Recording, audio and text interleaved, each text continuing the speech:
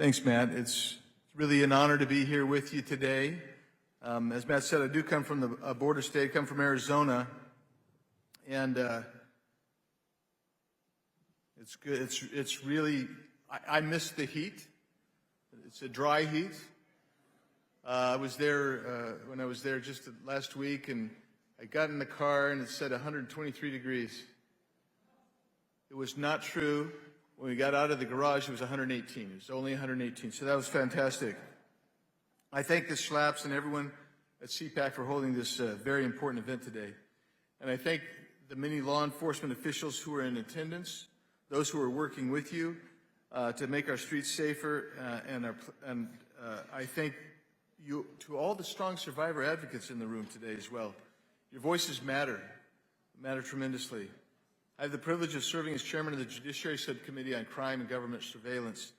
And since taking the gavel in the 118th Congress, we've made combating human trafficking and child exploitation one of our major priorities. We've held multiple hearings focused on human trafficking, child protection, and the identification of victims. We also participated in an oversight hearing of Homeland Security investigations where then Director Berger testified to the agency's leading role in combating human trafficking, child sex abuse, or CSAM. We've brought in survivors and listened to them. We've talked to current and former law enforcement and those leading and establishing public-private partnerships to combat this evil. In fact, since I've been the subcommittee chair, we've made sure that we had someone from HSI on our staff as an advisor full-time with us all the time. The witnesses who've come in have been incredibly courageous, and some of whom are here with us today.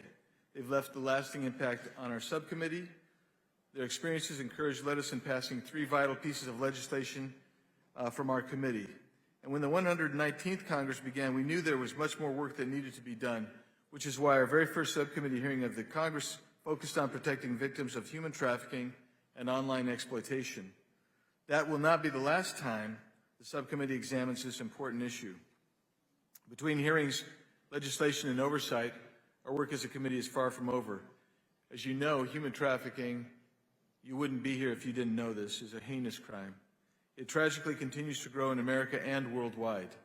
Its occurrence has spiked in recent years, and from 2021 to 2022, there was a 50% increase in arrests related to human trafficking. And I'm not sure that that reflects even the growth in the human trafficking epidemic. Despite the alarming data, the number of human trafficking convictions is disproportionately low. In 2023, a mere 279 defendants were convicted of sex trafficking compared to 837 defendants in 2019. That's absolutely unacceptable. While international sex trafficking may be more widely known, domestic sex trafficking unfortunately persists in our great country. In the United States, an adult or child can be trafficked and exploited at hotels, truck stops, airports, online, or even in their own homes. Trafficking victims are exploited in cities, suburban neighborhoods, and rural areas. It can happen anytime and anywhere. Traffickers use force, fraud, coercion to induce their victims to commit crimes. This can lead to the arrest, conviction, and incarceration of trafficked victims without consideration of their victim rights and their victim status. Thankfully, we have made significant progress to help victims and survivors as they move forward with their lives. The vast majority of states provide some sort of relief to victims now for nonviolent offenses committed while under the control of their traffickers. Those laws allow victims to move on from these horrors, re-enter their communities, and get on with their lives. During my first term in Congress, I helped pass the Amber Alert in Indian Country Act into law. That law has saved more than 24 individuals.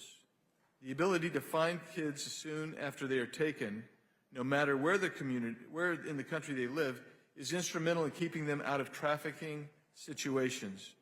And our committee members also continue to take important steps to protect victims and survivors at the federal level. Last Congress, my friend and colleague on the Judiciary Committee, Representative Russell Fry of South Carolina, led the Trafficking Survivors Relief Act legislation that follows the state's clear lead in providing federal relief to survivors who committed a nonviolent offense as a direct result of having been a victim of trafficking. I was grateful to co-sponsor that bill and to hear it and pass it out of my subcommittee. Mr. Fry worked closely with our Senate counterparts to reintroduce this important legislation, and I look forward to working with him to continue to protect our survivors. While we work to protect victims, it's equally important to hold perpetrators accountable. There's no question that these criminals must be prosecuted. While there are many solutions to contributing to this issue, we must ensure that prosecutors are doing their jobs, as we just heard from the previous panelists, to put these criminals behind bars. We cannot accept lenient sentences. We can't accept sweetheart plea deals for those who wish to bring harm to innocent children and other vulnerable members of our population. And I would be remiss if I did not recognize my friend and border czar Tom Homan for all his work combating human smuggling and exploitation at the southern border. Speaking in front of the Republican National Lawyers Association Policy Conference earlier this year, Mr. Homan recounted a harrowing rescue that resonated with me personally. When speaking about rescuing families, he said, "We found 2 days ago a 14-year-old little girl living with 2 adult males who trafficked her. We found her. She's pregnant from trafficking and being forced into prostitution at 14 years old. We're taking care of her, physically and mentally. Despite what the media says, we're not heartless. We care about our kids." I thank Mr. Homan, who's been down to the border with me on a number of occasions as we analyze and try to fight this horrible evil. Children who cross the southern border as accompanied minors are not safe. Lax border policies promoted by the Biden-Harris administration led to vulnerable children being exploited by cartels and smugglers as they attempted to come to America.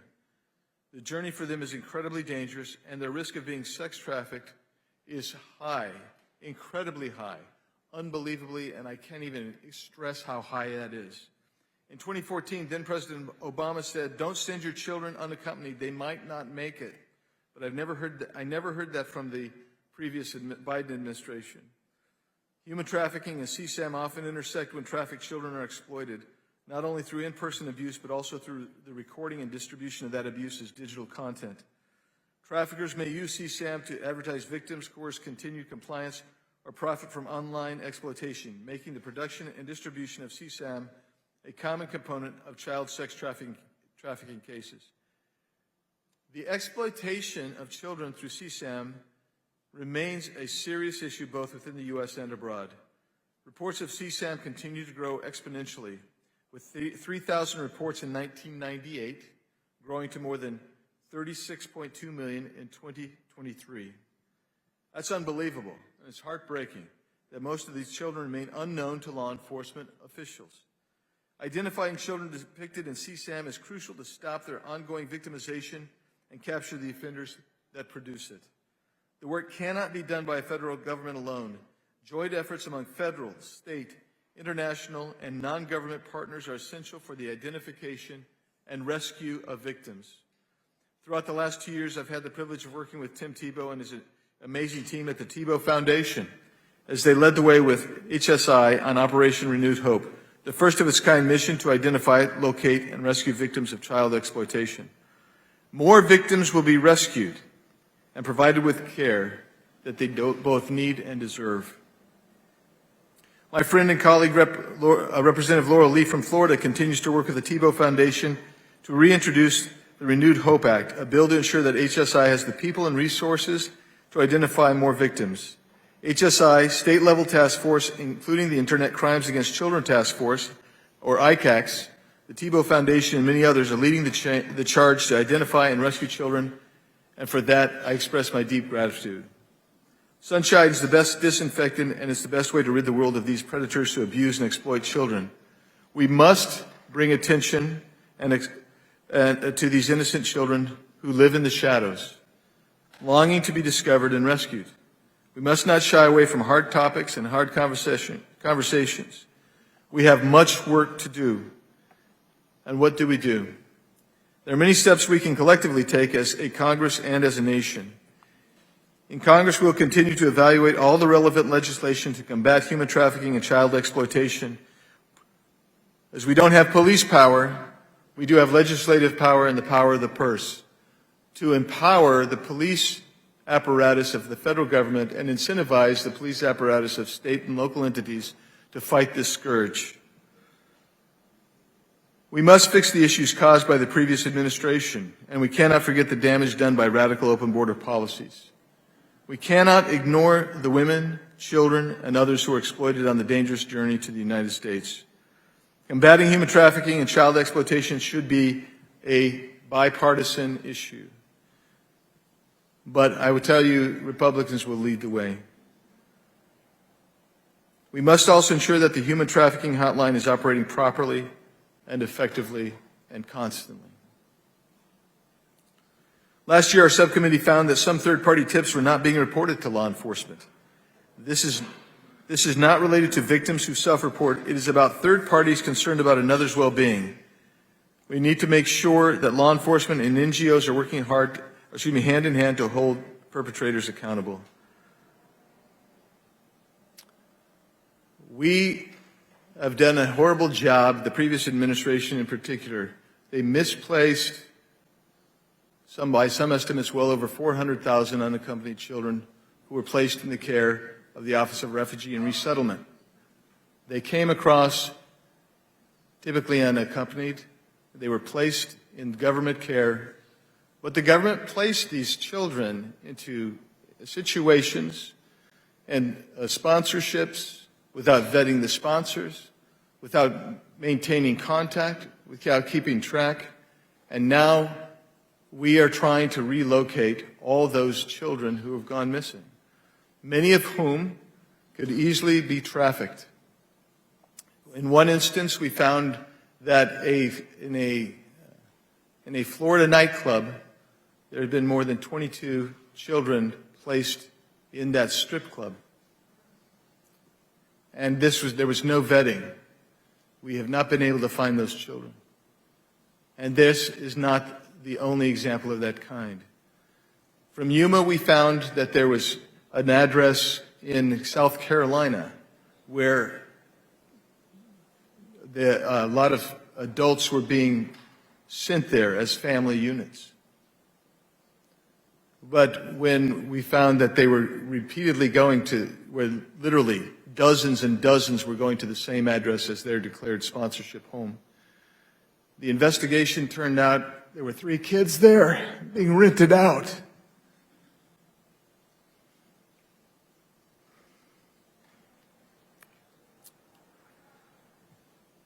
Lives get destroyed. It's up to me. It's up to you. We will not be silenced.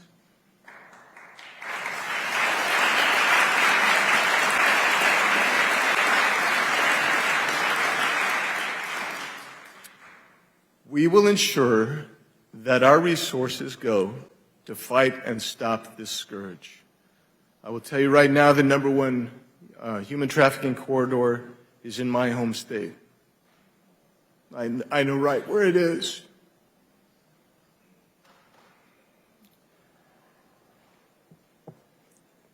We have got to stop that.